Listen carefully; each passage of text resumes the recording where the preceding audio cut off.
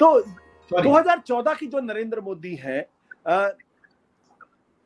और जो मुख्यमंत्री नरेंद्र मोदी और प्रधानमंत्री नरेंद्र मोदी को अगर हम तुलना करें, अगर आपसे पूछें, आप कैसे देखेंगे? क्या वो एक्सटेंशन है नरेंद्र मोदी के जो मुख्यमंत्री के तौर पर गुजरात में थे, या प्रधानमंत्री बनने के बाद उन्होंने अपने आप में बदलाव किया? मेरे ख्याल से एक तरह से कंटिन्यूइंग नैरेटिव है। जो चीजें वो पहले करते थे उसको थोड़ा ज्यादा फिनिश के साथ करते हैं। आपको एक चीज के बारे में याद दिलाता हूं, नरेंद्र मोदी के साथ असल में एक चीज जो बहुत ही पर्टिकुलर, बहुत ही इंपॉर्टेंट है, जो मैं अक्सर मित्रों को बोलता रहता हूं, कि वो इतना बोलते हैं, इतना कुछ करते हैं कि हम जैसे पत्रकार जो हैं, जो एक्चुअली उनको ट्रैक करना एक हमारा मतलब माइंड स्पेस का almost 90% space Narendra Modi occupy करते हैं। हम लोगों के लिए भी एज इंडिविजुअली हर चीज को, पुरानी चीजों को याद रखना बहुत मुश्किल है। अब एक छोटी सी चीज लिखिए, मिथ्या का इस्तेमाल। आपको याद होगा कि राहुल गांधी को भारतीय जनता पार्टी पप्पू बोलते थे। एसेंशियली जो Narendra Modi social media army थी, पप्पू बोलना शुरू किया। तो कांग्रेस ने भी रिप्लाई किया, तो उन्होंने इनको बोला फेकू। फेकू क्यों बोला? क्योंकि कई बार फैक्ट चेकिंग होती थी, तो नरेंद्र मोदी के जो फैक्ट्स होते थे, तो उन फैक्ट्स को लेके कई बार देखा गया कि वो गलत बोलते थे, स्पॉन्टेनियसली बोले। प्रधानमंत्री बोलने के बाद भी जाके किसी हॉस्पिटल के, बॉम्बे के हॉस्पिटल में जाके वो गणेश को प्लास्टिक सर्जरी की, हिंदुस्तान में प्लास्टिक सर्जरी एंशिएंट इंडिया में होती थी, इस तरह की बातें वो करते थे। अब क्या है कि अब जो मिथ्या या जो अनट्रुथ है, उसका इस्तेमाल एक दूसरे ही लेवल पे चला गया।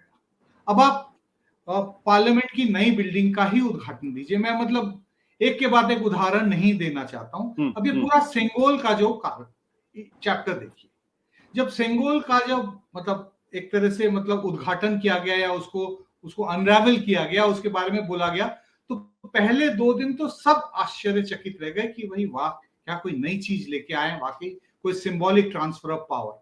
लेकिन जैसे जैसे लोगों ने सीरियसली रिसर्च किया, हिंदू के अखबार में भी जो चीजों को निकल के आया, तो पूरा का पूरा पता चला कि एंटायर नैरेटिव जो सरकार ने और भारतीय जनता पार्टी ने कंस्ट्रक्ट किया, ऑफिशियली सरकार द्वारा पब्लिसाइज किया गया, वो कुछ नहीं लेकिन पूरी तरह से अनट्रुथ है। लेकिन यही अनट्रुथ, अगर यही सत्ता चलती रही, कुछ समय के बाद यही सत्य बन जाएगा। तो इन तरह की चीजें जो हैं, ये बहुत ही प्लान तरीके से, मतलब मैं कहूंगा कि स्किल के इंप्रूवमेंट हुए। नरेंद्र मोदी के बारे में हमेशा शुरू में बोला जाता था कि वो उनके चोजन फ्यू होते हैं इंडस्ट्रियलिस्ट। क्रोनी कैपिटलिज्म का उन पे चार्ज लगता था गुजरात के मुख्यमंत्री के दिनों में। ये रिपोर्ट, ये जो एक्यूजेशन थे, ये पिछले 9 साल में लगातार आती रही। हिंडनबर्ग रिपोर्ट आया इतना बड़ा, लेकिन उसको रिप्लाई नहीं किया। मतलब मोदी जी के साथ जो आपको इंपॉर्टेंट चीज समझना पड़ेगा कि जो उनके खिलाफ जो एक्यूजेशंस होते हैं, वो उसको कंप्लीटली इग्नोर करते हैं, जैसे है ही नहीं। अगर कोई प्रॉब्लम है तो प्रिटेंड करिए कि वो प्रॉब्लम नहीं है।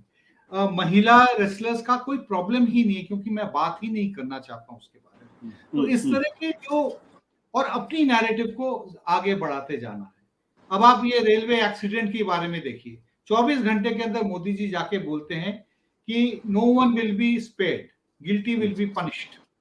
अगर आप पुराने उठा के भाषण देखिए, तो यही लगभग बाय एंड लार्ज यही फ्रेजियोलॉजी आपको उरी के टेररिस्ट अटैक के बाद देखने को मिलता है। यही चीज आपको पुलवामा के टेररिस्ट अटैक के बाद देखने को मिलता है, कि हमेशा हर जगह कोई भी चीज जो खराब होता है, जो दुर्घटना होती है किसी भी लेवल की, चाहे वो टेररिस्ट स्ट्राइक हो या चाहे ट्रेन हादसा हो, तो उसमें क्रिमिनलिटी ढूंढने की जो कोशिश होती है।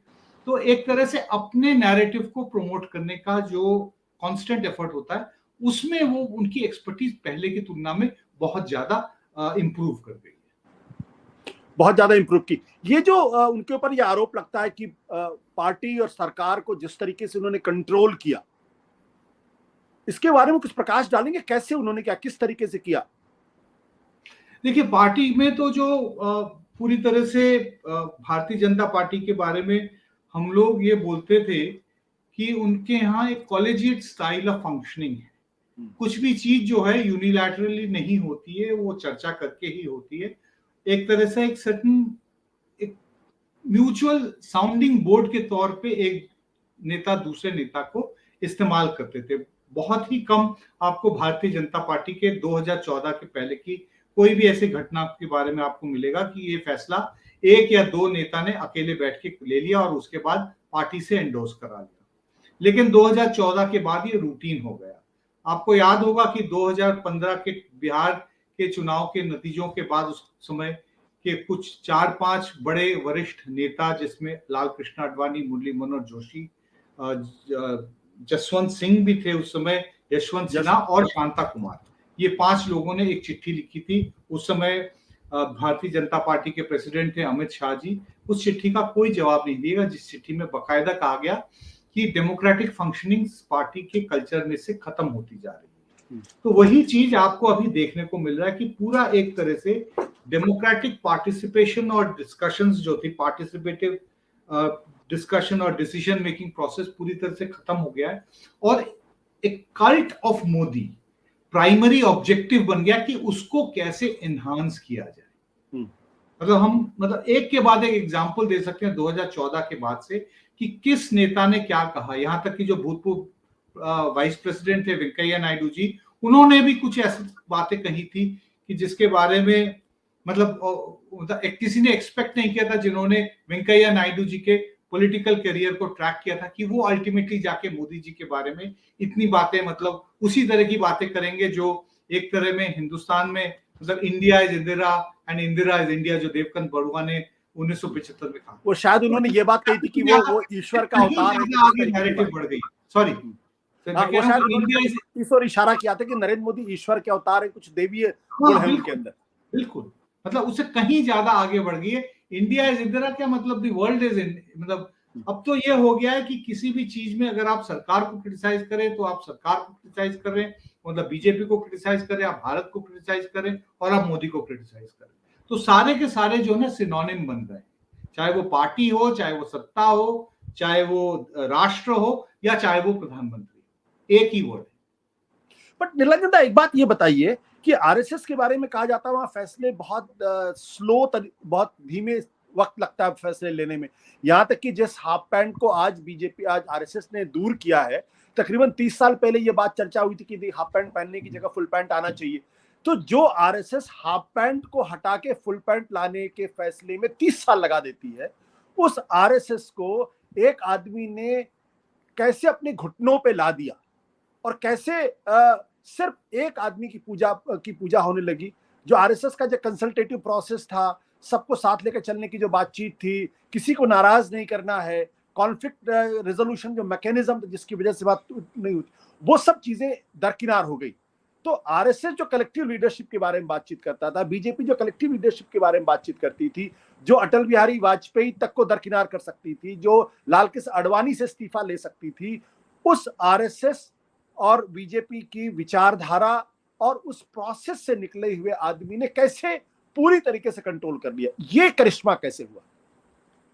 मेरे ख्याल से इसके पीछे मेन कारण ये कि उनको ये रियलाइजेशन हुआ कि मोदी जी में जो वोट ड्रॉइंग कैपेसिटी है वो शायद अटल बिहारी वाजपेयी से ज्यादा है। मतलब आज तक अगर हम लोग बात करें तो संघ परिवार में कम से कम मोदी से बढ़ के कोई और वोट कैचिंग कैपेसिटी वाला कोई नेता पैदा नहीं हुआ है, भारतीय जनता पार्टी में कम से कम नहीं हुआ है।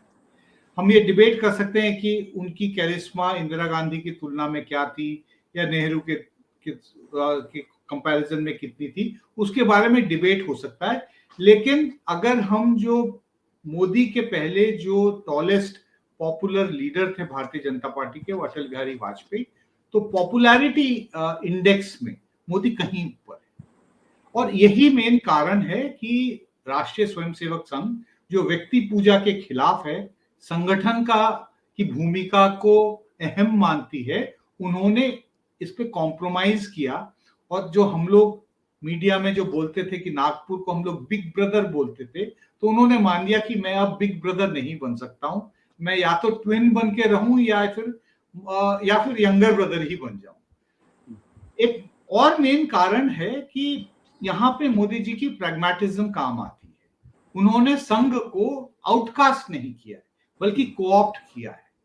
आप देखिए अलग अलग डिपार्टमेंट्स में, अलग अलग जगह में संघ से जुड़े हुए जो लोग हैं, सब कुछ ना कुछ आइडियोलॉजी को प्रमोट करने के लिए कुछ ना कुछ काम कर रहे हैं।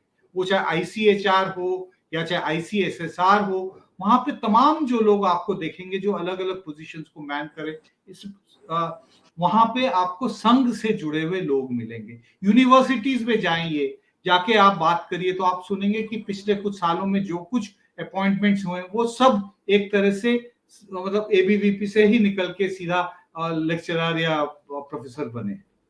तो ये एक तरह से अपनी आइडियोलॉजिकल फ्रेटर्निटी का ध्यान दिया गया। अटल बिहारी वाजपेयी के समय में जो 2004 में जो डिस्कॉर्डेंस हमको देखा गया था, वो ये था कि संघ के लोग बोलते थे कि सरकार तो हमारी बनी लेकिन हमें क्या फायदा हुआ। ये बात अब सुनने को नहीं मिलता। मैं ये नहीं कह रहा हूं कि इनको फायदा हुआ है, लेकिन इनके जो एक्सपेक्टेशंस थे उसको पूरा किया है मोदी जी के इस सरकार ने। सत्य हिंदी का ऐप डाउनलोड करें गूगल प्ले स्टोर पर।